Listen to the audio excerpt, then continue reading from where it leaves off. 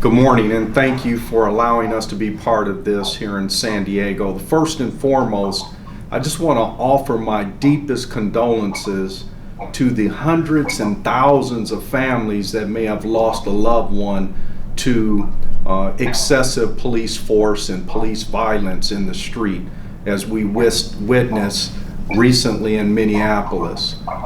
There are so many names that have not been part of our dialogue of men and women who have either been left seriously hurt or dead at the hands of police brutality.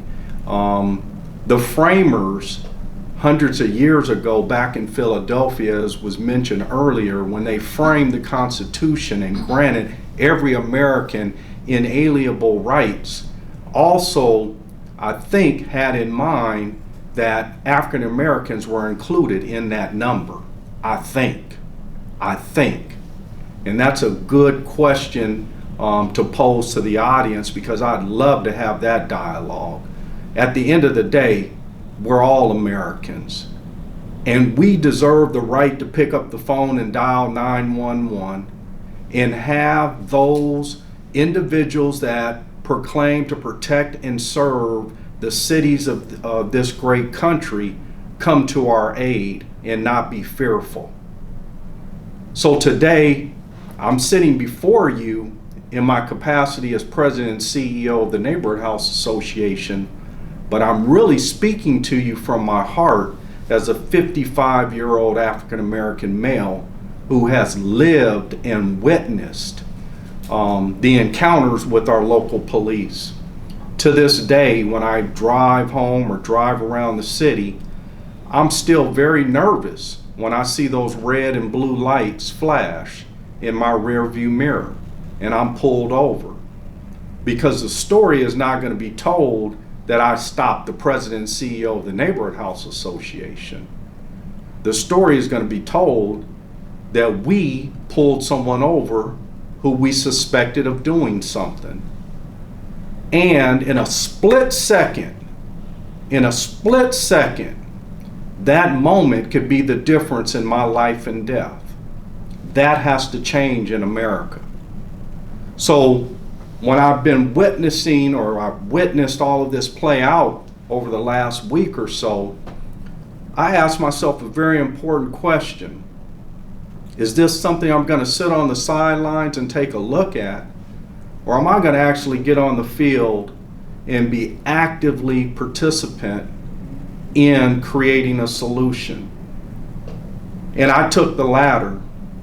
So here in San Diego, I've engaged individuals that I work with every day on the ground: San Diego Chamber of Commerce, the Economic Development Corporation here in San Diego. I've engaged individuals that aren't from the African American community, but I have trust in, to contact the police department. So next week, I'm going to be setting up a meeting with the San Diego police chief and the mayor of San Diego, and we're going to start a dialogue around community policing, what their thought is around community policing, and we're going to give our feedback as African Americans and what we've experienced and what we think will be helpful going forward. And we'll see where that dialogue goes. This is not a press conference. Cameras won't be allowed. This will be a behind the closed door meeting to gauge, evaluate, and laser focus on how we can do better with respect to community policing.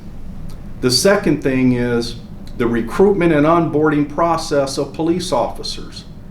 One of the things I've started to notice, and I'm sure my colleagues notice, is that in every major city in America, the multitude of diversity across America, it always seems that when you look at the police force, they seem to be majority white.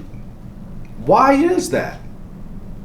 Are they telling us that people of color, and African Americans in particularly, can't pass the test, they can't pass the physical requirements, and they can't become police officers? I don't think that's true. And then the third thing I want to look at is just leadership in the municipality rankings. Because at the end of the day, these officers report to someone. That chief reports to someone. And then lastly, the electorate. We as the electorate, we have to be smarter about our choices and who we're choosing to represent us at the mayoral level, the city council levels, the commissioner levels in the county, etc. Because those are the individuals that are recruiting and selecting police chiefs. Those are the individuals doing that. So I think it's a culmination, and I'll end with this, a sporting term. I was an ex-football player. African Americans have always been playing in a situation in which I call third and a mile. It's always third and a mile for African Americans. Today, we're in a position where it's third down in inches. And the question is, are we going to call the right play to get the first down? And I'll leave it there, and I'll look forward to the dialogue. Thank you. Thank you all. Appreciate that. Well, let's open this up to the comments from the Andre, audience. can I jump in? Andre, can I jump in just for a quick second? Okay. Is that an okay affirmative? Okay. Yeah. We'll get to a few comments because we've got folks with council. Go ahead, Dr. Jensen. Okay, thank you. Number one, the focus of our attention today is on what just happened, about a week ago or 4 days ago or 5 days ago. And, policing and how they police is very relevant to how black folks are dying right now. So I think, one of my responsibilities as a leader here in San Diego, and that's across the board, that's not just in the black community, is to do what I can to prevent that from happening here in San Diego. We've been fortunate. We haven't had that issue thus far. So that's number one. Number two, I think diversity and inclusion should be organic. It should be organic. It's not something that you go and you get trained up for and you bring in these consultants and all of a sudden it's like, you're teaching someone how to dance and they're counting off dance steps. If it's not organic from the top, it's not going to permeate through your organization. And individuals need to look like and reflect the public that you serve. That's the second thing I want to say. And then the third thing I want to say is we're economic engines in the respective cities that, we live and breathe in. We're taxpayers. We pay taxes individually and through our payroll. We should demand excellent service from those individuals that live and breathe off of our tax dollars. That's something we should demand. And we are huge players in that arena. So I think there's no one answer is what I'm trying to say. I think there's going to be an aggregate approach to how we do this thing, and we got to stop saying we ought to do this, that, or the other, because if that's the case, we're going to fail again at our attempt. Okay, great. Brianna, what we got? Okay, so I just say a couple things. Number one, work in action. It really is about work in action. Dialogue is for me, it's just dialogue.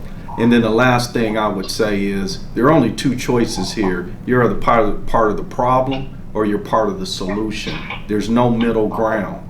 There's no middle ground anymore. Okay, thank you. I want to thank each of our panelists today. Excellent comments and feedback.